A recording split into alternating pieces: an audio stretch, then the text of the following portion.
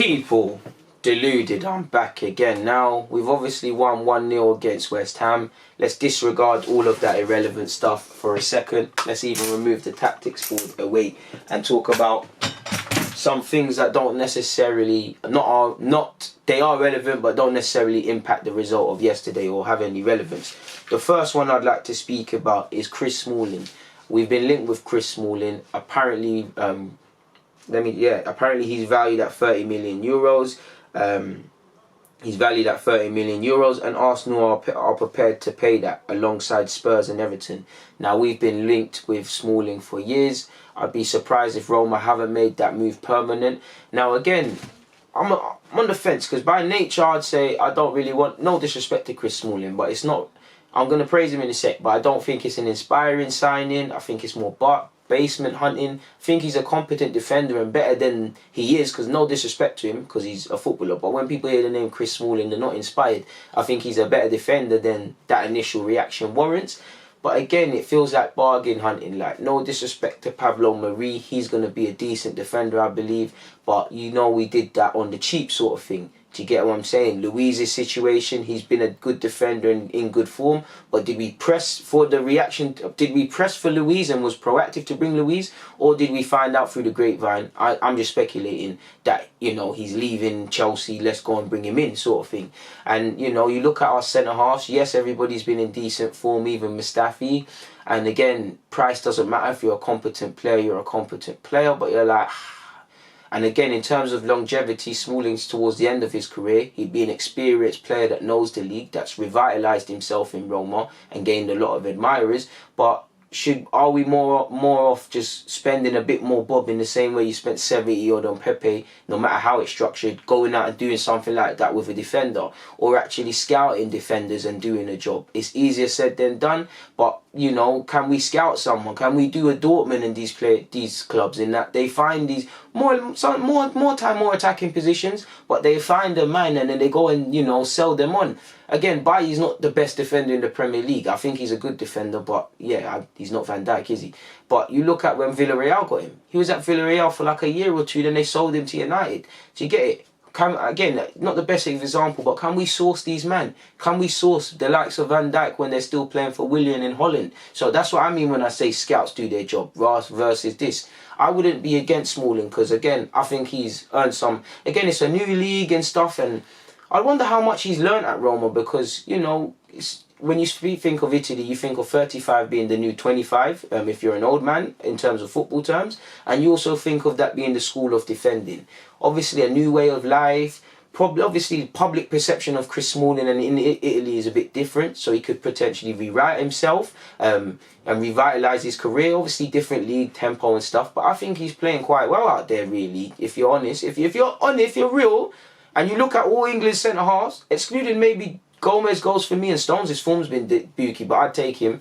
Smalling actually deserves to go, and I'm sure Southgate said sorry for casting him off. He's revitalised himself at Roma, whether that's the coaching, the system, he's doing his thing, and you know, he must love it out there with his young family and his wife and stuff, and he might not want to give that back and come to the Prem, but do you see what I'm saying? So he's revitalised his thing, he's got some experience. At the end of the day, he's a Premier League winner, playing for Manchester United under Sir Alex Ferguson. I'm an Arsenal fan, but I know you don't last long if you're not able to do that. And we've wanted him for years. I mean, you know, how many scouting reports has this guy been on? We wanted him at Fulham and whatnot. So while I'd rather go for other targets, and again, it won't be the most inspiring, what I'm simply trying to say is that if you asked me a year ago, would we have wanted Chris Smalling, I'd be a bit more angrier. Like, I'd be like, oh, it's not inspiring, it is what it is, sort of thing. So yeah, man, Everton and Spurs are interested, and I think he'd make a decent addition for all three clubs, really. But I think I don't know him, but his priority is probably to stay at Roma because of what's happening. In relation to Mkhitaryan, we know Roma are keen to make his deal permanent, but apparently they'll only pursue him if we get into the Champions League, people. If we get into the Champions League, if you give me a sec, I'm pretty sure Arteta had some comments in relation to Mkhitaryan and Mkhitaryan's position at the club and whatnot. I don't think I can. Admittedly, people, I should have screenshotted it. Give me a sec, people. Let me try. Yeah, apologies, people. He said Arteta and Mkhitaryan, who's obviously out on loan and contracted until 2021, same time as currently Saka, Aubameyang, Mustafi. Make of that what you will. But he said, I always liked him. He is the kind of player who can fit into any team when he's at his best. He needs to do it consistently, and that's what we need to assess. It's a possibility that we have, and we'll consider it. We'll monitor all players we have on loan. It's our responsibility. Mickey is doing very well in recent games. We know the player he's been, we know his past, and we need to have all the information to make a right decision. Now, naturally, you look at him, he's on loan, his age, his wages, his contract length, it screams permanent, get him off the wage books. But you look at Mustafi, again, it's different because Mustafi, his season, in summer it would be a year, so he technically had 2 years to run. But Mustafi was a cast-off, potentially someone we tried to move away on a temporary and loan basis before Arteta came. There's been a new role for him. Could Mkhitaryan benefit from that? Because Ozil's playing, Mkhitaryan must feel he can get games. Because obviously, you look at that 10 position, I'd like us to bring in a 10, but can I see us paying a decent outlay on a centre-half, bringing in a decent couple of midfielders, and then going for that creative presence? Or if the creative presence isn't going to be one of the two midfielders, costly outlay. You either do that or you go for a Cantwell and players like that who have the potential to do that, and again, he's just one name I'm throwing out there, but are not currently there. Again, going to cost a pretty penny. And Mkhitaryan might be one of the, not really a big sum, but one of the few players because of his form subjectively that could bring in a decent wage value.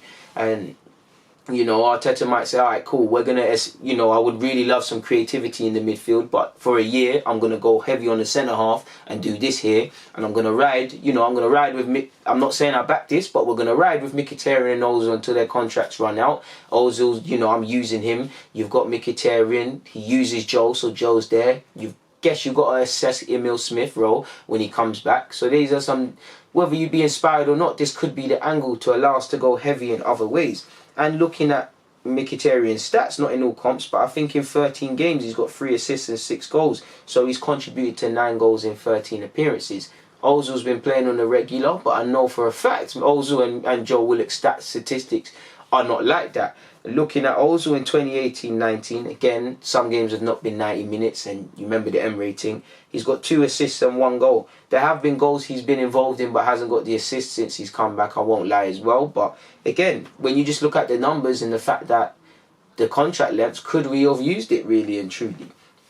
You look at Joe Willock. Joe Willock has bagged a couple of times in the League Cup competition, the cup competitions, but in the league, has he got any goals and assists or done anything of note? No disrespect to Joe, but he hasn't. So, I mean, I don't believe Joe. I like Joe. I think he can be used in the squad and he can be used in a pivot. But if you're looking at the creative outlay of the team, you've got Ozil, who is more or less past it for as good as he is on his day. You've got Joe, who is still learning that role and is not going to do it overnight. You've got Emil, who, the same sort of logic. Do you bring in Mkhitaryan again, sort of thing? Do you sell Ozil and say, I'll ride with Mickey and you know, do other things? I don't know, but I can't see it happening, people. Away from that though, and moving temporarily back to centre halves, and we've been linked with John Stones, people who Arteta's previously bigged up but said we're not interested. It's easy to make the links to Arsenal. Obviously he's English, we're in London, former coach and player cross paths with Arteta and Stones, so that's always going to haunt him. Stones' form going into the Euros and just failing to really kick on at City. I'd say he's always been quite a highly scrutinised player, but it shut up for a while. And I'd say he's facing a lot of critics, and by his manager as well, who normally protects him, has more or less said it's on to him to improve.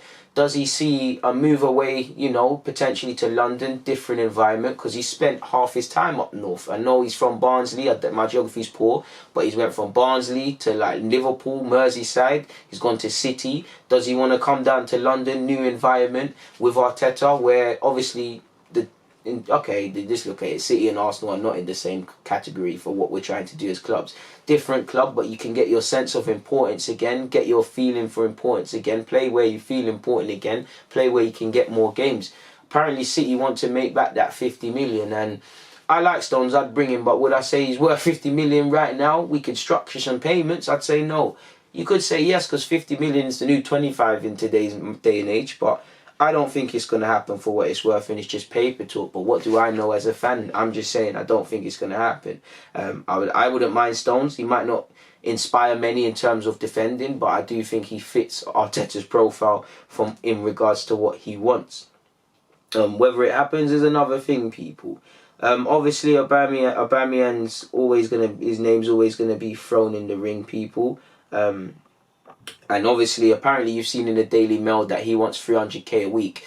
Obviously, giving Ozil that deal, in fact, which Wenger got a lot of things wrong, but he said Alexis and Ozil allegedly no deals. We're feeling the effects. Not just us, you see it at other clubs. Aubameyang's within his rights to ask for 300,000. Say, listen, you've got Ozil. What is he?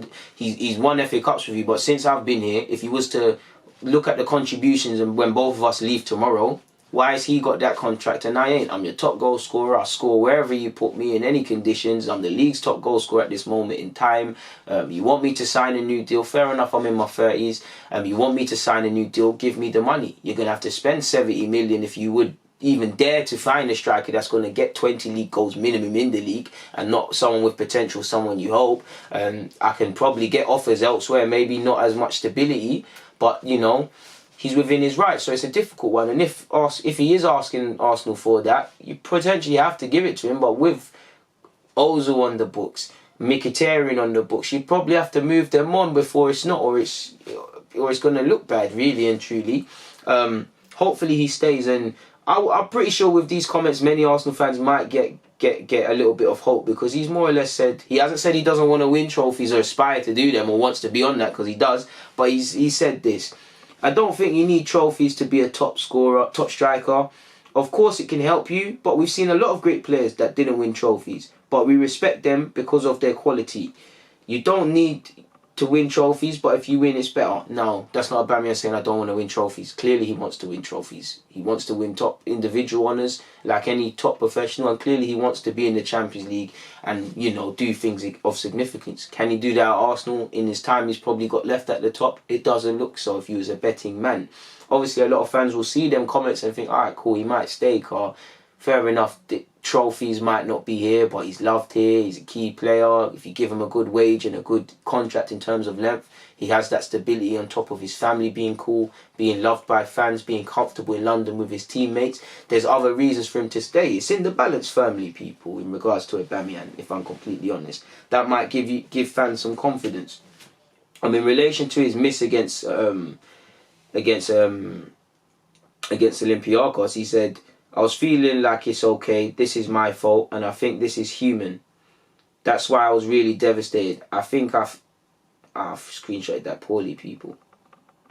Yeah, he more or less I screenshotted poorly, but he more or less went on to say it kind of haunted him and he stayed up pondering and thinking about it, but he's kind of accepted that he's human, misses happen, he'll score again, and he more or less gave testament to the fans, the football club, the players, the fans, the teammates, and his close circle of friends and family for, you know, giving him the strength to accept that, you know, I missed, I hold my L, we're out of the competition. It's not singularly my fault as to why we're out of this competition. Everyone could have done better, but it is what it is. Obviously, I hope Aubameyang stays. For me, the best news will be Aubameyang and Saka signing new deals. A lot of players, regardless of form, being moved on, and a quality centre half that not necessarily, you know, 70 million or so like Liverpool played Van Dijk, but it makes me sit up and think, yo, we've got some serious players now. Do you get it? I want us to address the spine. I want us to bring in a competent centre half so that Leno can have a competent back five when everyone's back from injuries and whatnot. I want another centre mid to put pressure on these other ones and give us another